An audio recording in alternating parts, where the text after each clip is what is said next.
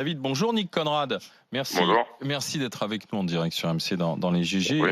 Quel est le message alors? Qu'est-ce que vous avez cherché à démontrer avec votre clip, Nick? La chanson en fait elle fait tout simplement écho à la polémique qui avait eu lieu par rapport à PLP. Donc c'est une réponse aux médias, aux politiciens qui avaient divulgué un certain nombre de fausses informations, à savoir que mon père était diplomate, que je bénéficiais de l'immunité diplomatique, que j'étais raciste, qu'il y avait dans l'exposé que j'avais fait dans le clip précédent, aucun rapport avec la France et les États-Unis, dans le sens où comme si en fait en France il n'y avait pas eu de trace d'esclavage, alors que tout le monde connaît l'existence des ports de Nantes et de Bordeaux. Enfin, voilà, il y a un certain nombre de choses qui ont été fausses et que je pense qu'il était important de rectifier quand même.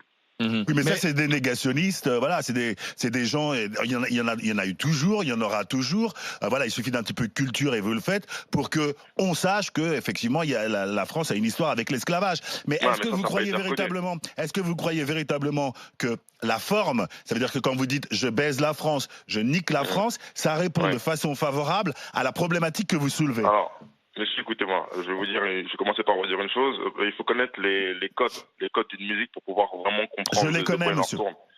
Pardon? Je les connais, c'est pour ça que je me permets de vous poser la question. Non, visiblement, vous les connaissez pas. Le rap, il est né comment? Le rap, c'est une musique subversive qui est née dans les ghettos, qui parlait de tout ce que pouvait ressentir une personne qui habitait dans le ghetto, du fait qu'ils étaient exclus, etc. C'est né dans les blocs partis.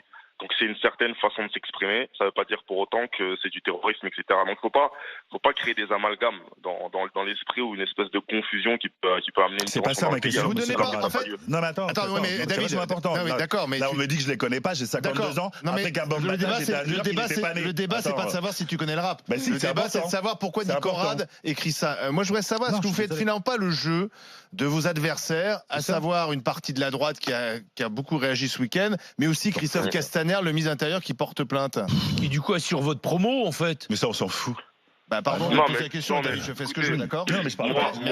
Moi, ce que j'ai à dire là-dessus, c'est qu'effectivement le rap en France, il est stigmatisé parce qu'il est un peu, il est pas apprécié à sa juste valeur, pas comme dans d'autres pays, comme ça peut être le cas par exemple aux États-Unis. Il y a des choses très dures qui se disent, mais bon, on n'en fait pas une affaire d'État pour autant.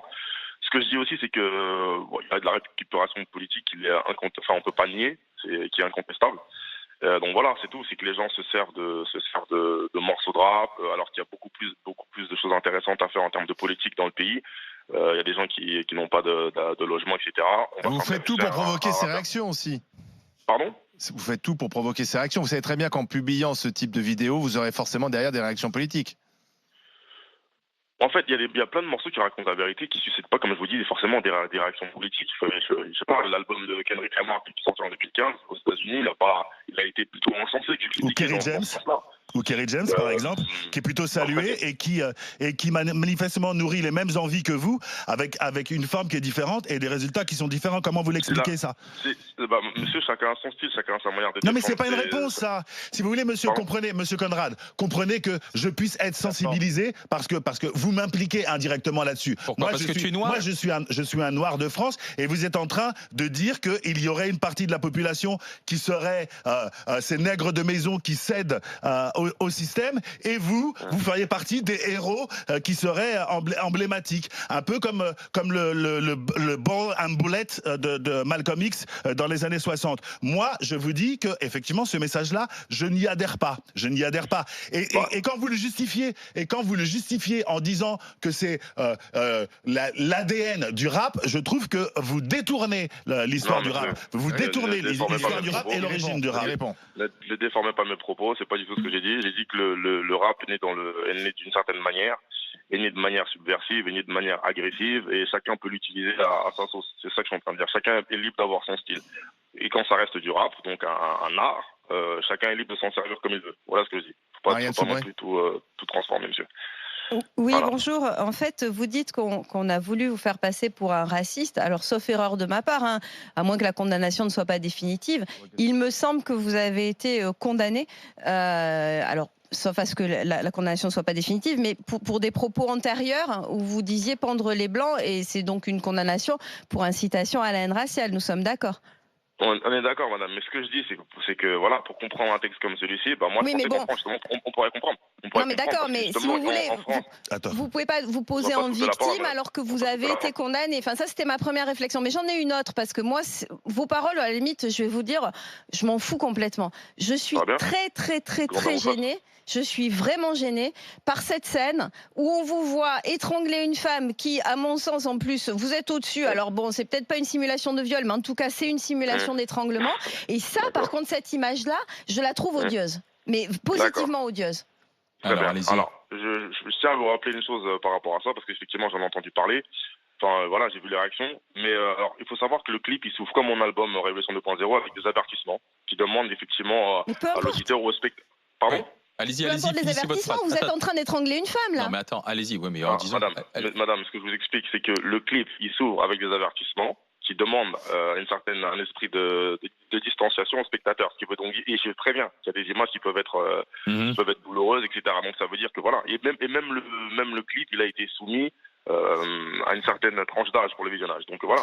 D'accord, mais alors ça veut dire quoi? Enfin, moi, ce que j'aimerais comprendre, c'est quoi le symbole en fait quand vous étranglez une femme? Bah, madame, il y a une petite note de fin à la fin de ce clip-là, parce qu'on parle de ça. Il y a une petite note qui explique que ce qui est étranglé, en fait, c'est la mentalité française. Ah, c'est la mentalité française avec laquelle sur le coup. C'est marrant, hein, c'est une femme, elle est blanche.